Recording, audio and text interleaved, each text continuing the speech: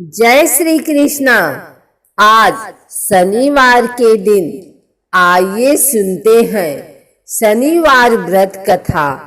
एक समय में स्वर्ग लोक में सबसे बड़ा कौन के प्रश्न पर 9 ग्रहों में वाद विवाद हो गया। निर्णय के लिए सभी देवता देवराज इंद्र के पास पहुँचे और बोले, हे देवराज, आपको निर्णय करना होगा कि हम में से सबसे बड़ा कौन है। देवताओं का प्रश्न सुन इंद्र उलझन में पड़ गए। फिर उन्होंने सभी को पृथ्वी लोक में राजा विक्रमादित्य के पास चलने का सुझाव दिया। सभी ग्रह भूलोक राजा विक्रमादित्य के दरबार में पहुंचे।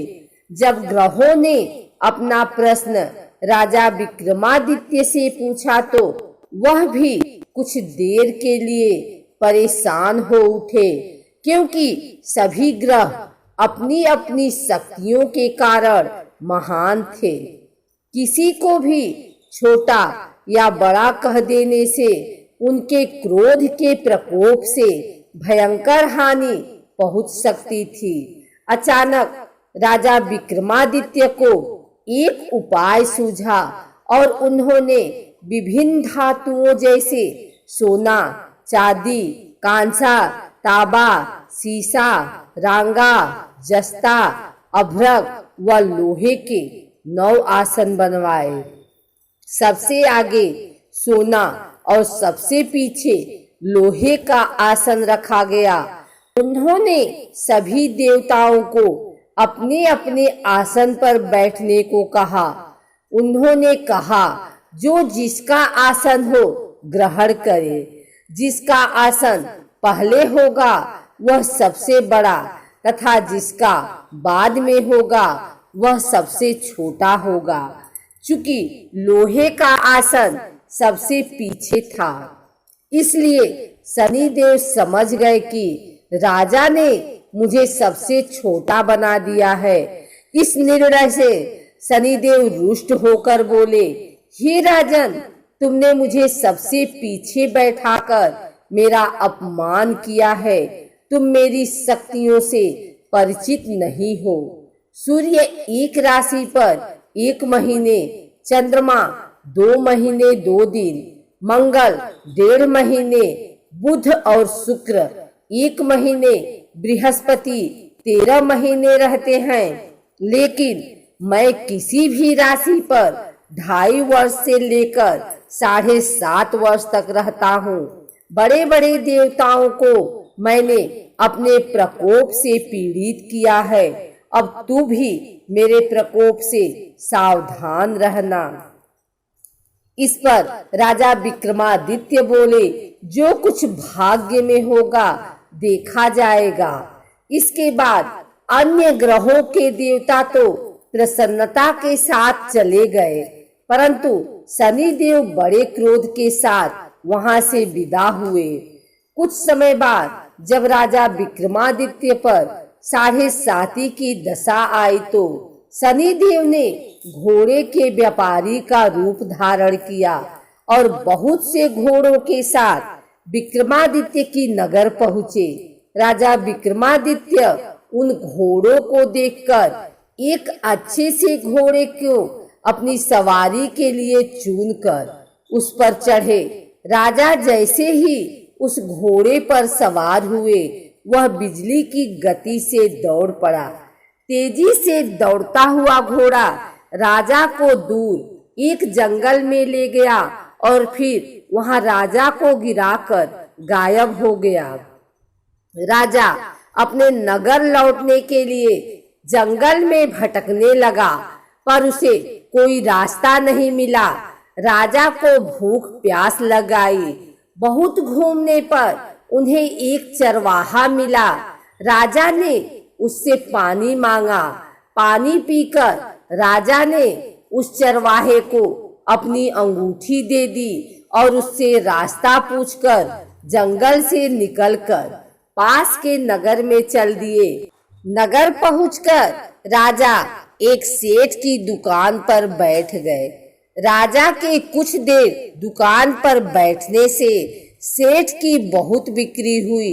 सेठ ने राजा को भाग्यवान समझा और उसे अपने घर भोजन पर ले गया।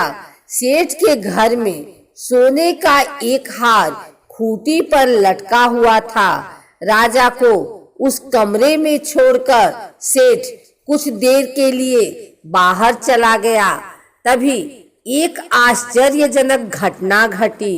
राजा के देखते देखते खूंटी सोने के उस हार को निगल गई। सेठ ने जब हार गायब देखा तो उसने चोरी का संदेह राजा पर किया और अपने नौकरों से कहा कि इस परदेसी को रस्सियों से बांधकर नगर के राजा के पास ले चलो। राजा ने विक्रमादित्य से हार के बारे में पूछा तो उन्होंने बताया कि खूंटी ने हार को निगल लिया।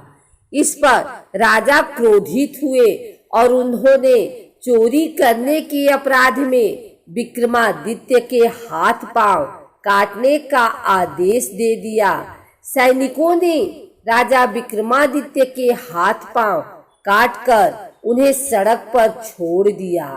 कुछ दिन बाद एक तेली उन्हें उठाकर अपने घर ले गया और उनसे कोल्हू पर बैठा दिया। राजा आवाज देकर बैलों को हाँकता रहता। इस तरह तेली का बैल चलता रहा और राजा को भोजन मिलता रहा।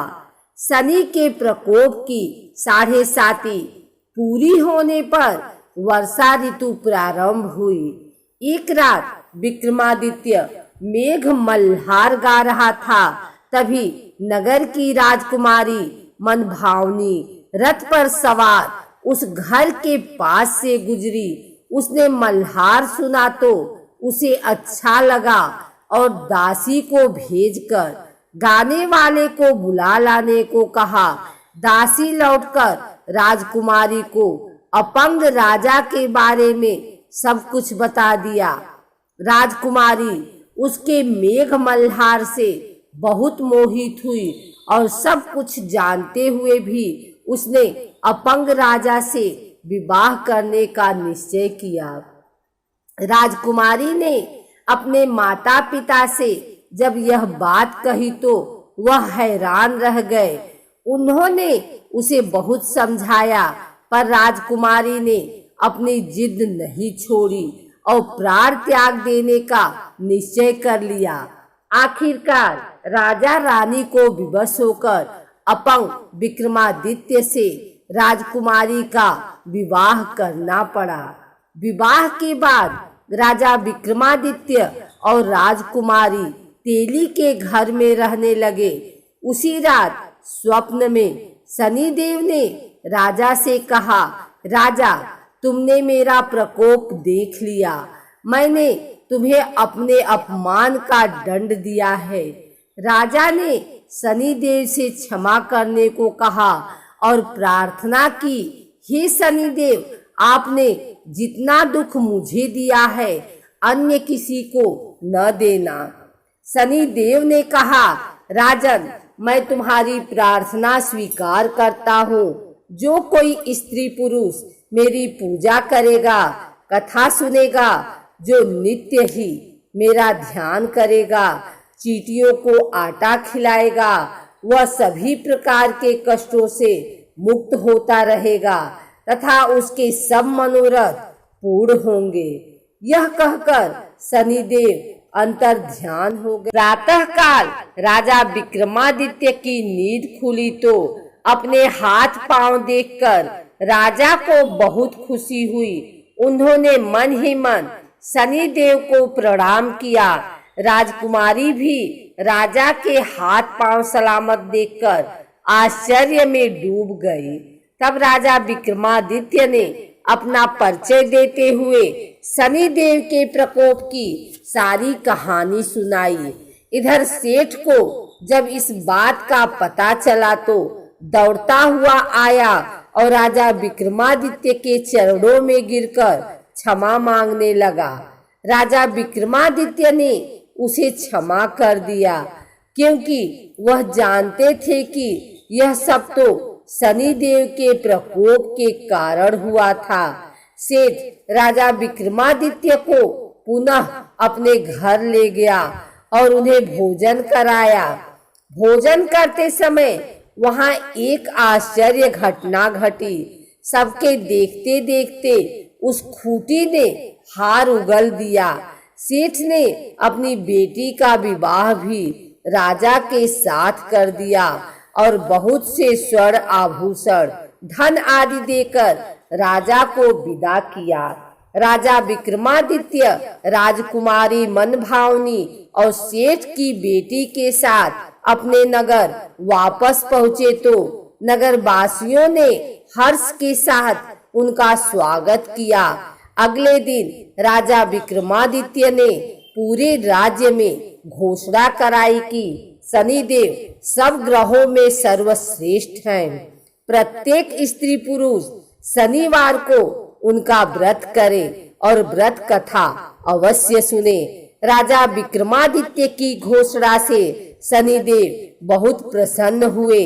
शनिवार का व्रत करने और व्रत कथा सुनने से शनिदेव की अनुकंपा बनी रहती है और जातक के सभी दुख दूर होते हैं।